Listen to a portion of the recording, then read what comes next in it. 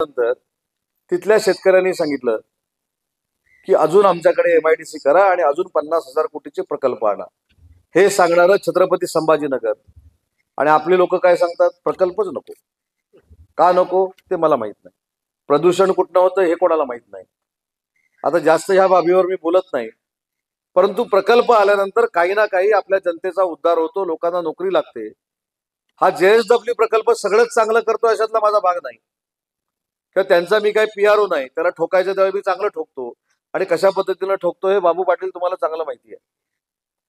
परंतु किमान 100 घरातली लोक तरी तिथं कामाला लागलेली आहेत। त्या चौगुलेमध्ये 100 घरातली लोक कामाला लागलेली आहेत। 100 कुटुंबांना रोजगार मिळालेला आहे। त्यांचं अर्थार्जन जे आहे ते अतिशय चांगल्या पद्धतीने होतंय। त्यांना कुठेतरी दुसरीकडे जायची आवश्यकता नाही। हा विचार आपल्या ग्रामीण भागातली लोक भविष्यामध्ये करणार आहेत की नाही हेच माझ्या समोरचं फार मोठं प्रश्नचिन्ह आहे। रस्ते होतील, ग्रंथालय होतील, पाण्याच्या योजना होतील, सगळं आपण करू। पण जर एखादा प्रकल्प आपल्या जिल्हा परिषद गटातल्या आपल्या गावातल्या 500 लोकांना रोजगार देत असेल आणि सगळे मिळून 10,000 लोकांना रोजगार देणार असेल आणि तो जर प्रकल्प झाला तर ती मुलं कुठनं परराज्यातनं किंवा परदेशातनं आणायची। त्याच्यामुळे ही मानसिकता देखील आपल्या लोकांची बदलली पाहिजे। मी तुमच्या काही लोकांना विचारलं की प्रकल्प का नको, त्यांच्याकडे उत्तर नाही। मी त्यांना विचारलं प्रकल्प का नको हे जर मला कळलं आणि खरोखरच प्रकल्प बाधित असेल किंवा प्रकल्प माझ्या ह्या सगळ्या आया बहिणींच्या घरावर वरवंटा फिरवणारा असेल तर तुमच्या घरातला उदय सामंत उद्योगमंत्री असा प्रकल्प मी कधी आणणार नाही। पण जो प्रकल्प तुमच्या घरच्यांची उन्नती करणार आहे, जो प्रकल्प तुमच्या मुलांना हाताला काम देणार आहे, असे प्रकल्प जर येणार असतील तर मला सरपंच साहेब असं वाटतं अनेक सरपंच इथं आहेत, फक्त कंपनीकडनं हे पाहिजे आणि ते पाहिजे करण्यापेक्षा अशा मोठ्या कंपन्या आणू की आपल्या गावातला एकही मुलगा मुंबईला जाणार नाही, पुण्याला जाणार नाही, बेंगलोरला जाणार नाही, चेन्नईला जाणार नाही किंवा परदेशात जाणार नाही। आज मुस्लिम मोहल्ल्यांची जी परिस्थिती आहे, मुस्लिम मोहल्ल्यामध्ये 45% पेक्षा जास्त मुलं ही कतारला, दुबईला आणि मस्कतला आहेत किंवा सौदीला आहेत। याचा विचार मोहल्ल्यातले सरपंच देखील करणार आहेत की नाही। मतदान ठीक आहे, तुम्ही कोणाला केलं काय केलं हा नंतरचा विषय आहे, पण माझ्या घरातल्या मुलाला जर काम मिळणार असेल, माझ्या घरातल्या मुलाला 50,000ची ती 1 लाखाची नोकरी मिळणार असेल तर महिला भगिनी याच्यामध्ये पुढाकार घेणार आहात की नाही हा माझा तुम्हाला प्रश्न आहे। आणि त्याच्यासाठी जर कोण दादागिरी करत असेल तरी दादागिरी देखील मोडीत काढली पाहिजे। उदय सामंत भाऊ म्हणून तुमच्या बरोबर आहे, पण तुमच्या मुलांना रोजगार मिळाला पाहिजे, तुमच्या मुलांना नोकरी मिळाली पाहिजे। कधीतरी हा आपण विचार करणार आहोत की नाही। आपण फक्त शाळा बांधतो, शाळा बांधून मुलं इंजिनियर झाली, करायचं काय त्यांनी। आज मला पोलीस भरतीची झाली, पोलीस भरती परवा छत्रपती संभाजीनगरला, त्या पोलीस भरतीमध्ये कॉन्स्टेबलच्या नोकरीसाठी BTech MTech मुलं आलेली होती, MBA झालेली मुलं आलेली होती, ज्यांनी HR मध्ये नोकरी केली पाहिजे, ज्यांनी 5 लाख रुपये कमवले पाहिजे, त्यांनी कॉन्स्टेबल होण्याचा निर्णय देखील कुठे नोकरी शिल्लक राहिलेला नाही म्हणून घ्यायचा निर्णय छत्रपती संभाजीनगरमध्ये घेतला। मी तर इकडे तुम्हाला नोकऱ्या आणून देतोय। एक रत्नागिरीला प्रोजेक्ट आणलाय चंपक मैदानावर, VIT नावाचा प्रकल्प आहे, 30,000 मुला मुलींना रोजगार देणार आहे, 30,000 कुटुंबामध्ये पैसा देणारा VIT नावाचा प्रकल्प येतोय। तिथे देखील काही लोकांनी विरोध केला। अरे आपण हा विरोध कधी थांबवणार आहोत की नाही। आणि हा जर विरोध आपण सारखा सारखा करत राहिलो तर मग आई वडिलांनी देखील अपेक्षा करू नका की आपला मुलगा शिकल्यानंतर तो रत्नागिरीमध्ये नोकरीला राहील। आणि हे देखील आपल्याला अनुभव आहे। मी उद्योगमंत्री झाल्यानंतर पहिल्या 2 महिन्यात 3,500 मुलांना जमा करून 1100 मुलांना नोकरी दिली। पाहिजे तर विचारा, 1100 मुलांना नोकरी दिली।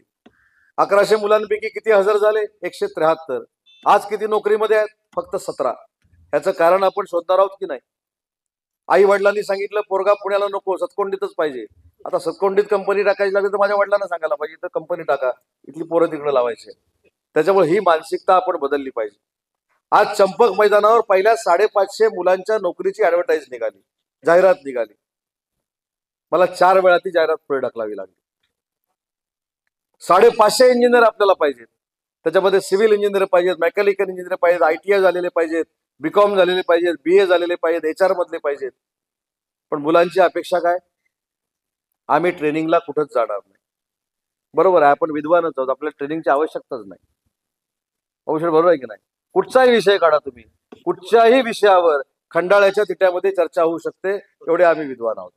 जयगडच्या तिट्यामध्ये अजयजी बरोबर की नाही, कुठचाही विषय असू दे, दिल्लीचा विषय असू दे, ट्रम्पचा विषय असू दे, दुबईचा विषय असू दे, रिफायनरीचा विषय असू दे, राजकारण तर हा पडला तो निवडून आला, रोज सकाळ संध्याकाळच होते. पण एवढ्या मोठ्या विषयावर आपण खंडाळ्याच्या नाक्यामध्ये चर्चा करतो. पण आपली मुलं नोकरीला लागली पाहिजेत म्हणून प्रकल्प पाहिजे, ह्याच्यावर मात्र आपण चर्चा करत नाही. हे भविष्यामध्ये संकट जे आहे हे फक्त सतकोंडीवर नाही, अख्ख्या या परिसरावर येणार आहे. मी समजू शकतो कंपनीची लोक जर वावगी वागली तर त्यांना धडा शिकवलाच गेला पाहिजे. परवा आपल्याकडे जो वायू गळतीचा एक विषय झाला, प्रत्येक पालकाच्या खात्यामध्ये पैसे द्यायला मी भाग पाडलेला आहे.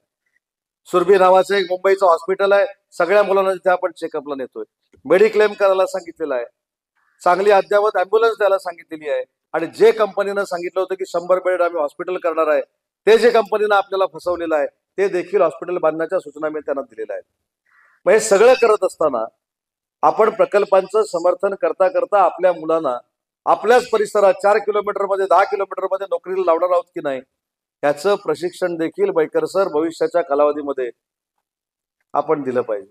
आणि काय कारण सांगतात, विरोध काय?